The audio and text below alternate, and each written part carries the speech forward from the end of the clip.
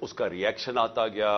انہوں نے پاکستان کے خلاف جو پھر پہلی دفعہ 2004-05 میں ہم نے ٹی ٹی پی کا نام سنا. یہاں تو کوئی ملیٹنٹ طالبان نہیں تھے.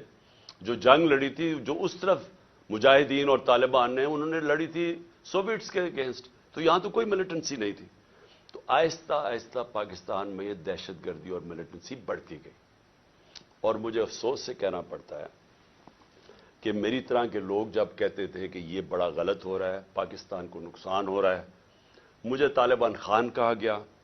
میں جب وہ امریکنوں کی جو افغانستان میں وہ کر رہے تھے اس کو بار بار میں کہتا گیا کوئی ملٹری سولوشن نہیں ہے, کیونکہ افغانستان کی اگر آپ تاریخ آپ پڑھ لیں تو آپ کو پتہ چلے گا کہ وہ کسی باہر والے کو ایکسیپٹ کرتے ہی نہیں ہیں.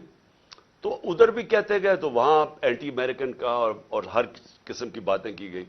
لیکن جو لوگ اس علاقے کو جانتے تھے سب کو پتا تھا کہ یہاں جتنا آپ ادھر پڑھیں گے ادھر مشکلات ملک کے لیے بڑھتی جائیں گی.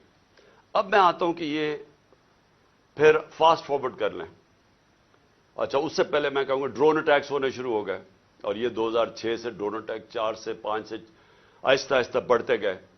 ڈرون اٹیکس کیا ہوتا تھا کہ وہاں جا کے اٹیک کرتے تھے قبائلی علاقے میں, وہاں زیادہ تر بے قصور لوگ مارے جاتے تھے. وہ کیا بدلہ کس سے لیتے تھے؟ وہ آ کے پاکستان کی سیکورٹی فورسز پولیس کے خلاف بدلہ لیتے تھے.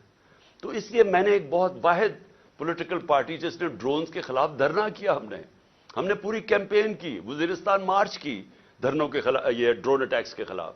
باقی یہ پارٹیز چپ کر کے بیٹھی ہوئی تھی اور ڈرتے تھے. آپ کو پتا ہے ان کے تو پیسے باہر پڑے ہوئے ہیں تو وہ تو ڈرتے ہیں بولتے ہوئے.